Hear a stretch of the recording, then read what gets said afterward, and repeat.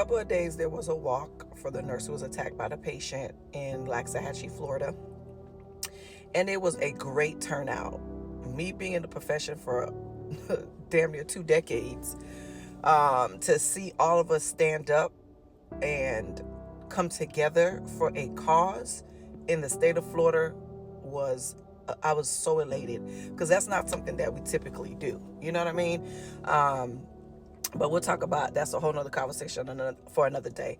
And I am so glad that this lady was able to pull out.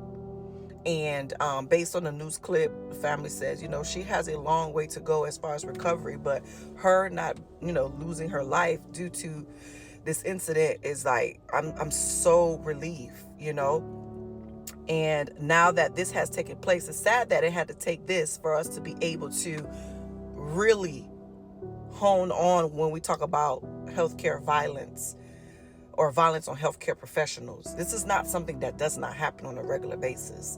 It's just something that's never spoke of. When it happens in these places, it's like a hush hush, or you hear about it for 2 seconds and that's it.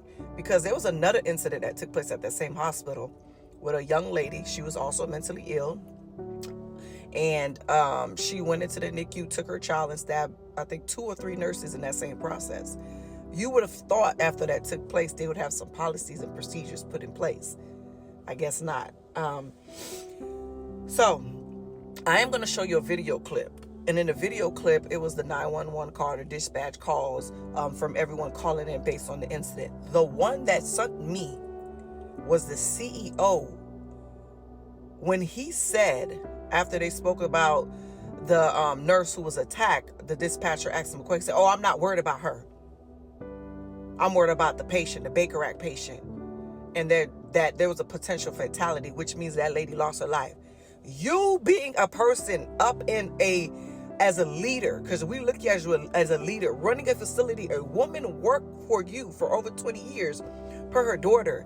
And for something like that to happen to your employee, you didn't care about your employee. You cared more about the goddamn patient than your employee. You cared more about what was happening to your patient than your employee, who comes there, work 12-hour shift, who is, damn, our ratio is so goddamn fucked up over here, excuse my language, because baby, I'm mad, that has maybe 8 or 9 patients, 6 or 7 admissions. Let's not talk about the acuity of the patients based on the workload, that has been doing this for 20 years, who has dedicated her life, who has sacrificed taking bathroom breaks, lunch breaks, who has had sleepless nights, multiple patients, who has to be the housekeeper, who has to be the nursing aide, who has to be the pharmacist, who has to be the doctor, who has to be the goddamn nurse, who has to be the emotional support, the physical support. God damn it, we give people our all. Without nursing, without us, there is no goddamn hospital. COVID did not show you how important we were? When the doctors is in their bed sleep, we're there watching the patients. And 9 times out of 10, we tell the doctors what the fuck to do with the patients. And 9 times out of 10, some of the shit they do, we question them like, what? So we help all across the board. We customer service. God damn it, if we don't do what we're supposed to do, you ain't getting paid. Like, for someone to be in position to be a leader and to not care about your employee and the patient was top priority to you in that incident that took place. This is something that always happens. It's never, if you go and you complain on the patient, it's never, oh, okay, let me see what I can do for you. No, they go run straight to that patient and go and kiss their butt because they need them. At the end of the day, if you don't have the nurses or the staff, the quality is piss poor. And on top of that, the customer service sucks. You still don't get your bread. People are not going to come. Your ratings, etc. There's so much things that go into this. But the people that drive those things for you are the people that are taking care of these patients. God damn it, all the way down from the housekeeper all the way on up, baby. Dietary too. Like, we do that too. Like, y'all want us to do everything, but then we treat it like nothing. And whoever this CEO is, he needs to go ahead and get up out of there. Because if you don't value your employees, then what are you doing there? Why are you there?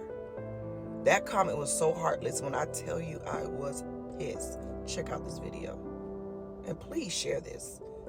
Scissors to attack her. He used scissors? Did he hit somebody with the scissors? Did he hurt somebody with the scissors? He stabbed a nurse? Okay, does he still have the scissors, yes or no? What was going through her head?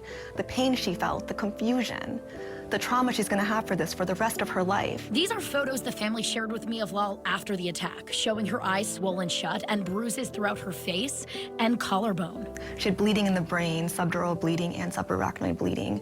She was unconscious, intubated, not responding. The first night was pretty crazy.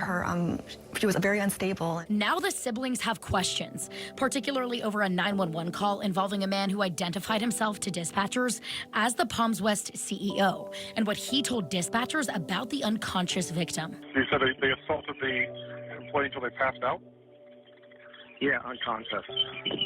I'm not worried about that part. I need the baker I dealt with. And this could be nearly a fatality. I couldn't imagine how heartless that was. How could they say that they didn't care about her, or they cared more about the Baker Act patient than their own nurse who's been there with them for, 20 years? And then that comment at the end about how she's probably gonna die, that really, really, really hurt me and really hit hard. Attorney Karen Terry is now representing Lal's family. They haven't yet filed suit, but Terry says she's looking at, quote, all avenues of recovery for the family, believing the hospital was negligent and had a, quote, reckless disregard for Lal's safety. This wasn't the first time that this had happened in their hospital. Terry is referring to a 2023 incident when deputies arrested Kendra Green, who they say went into the NICU, forcibly removing her 3-day-old baby and stabbing 3 nurses on the way out.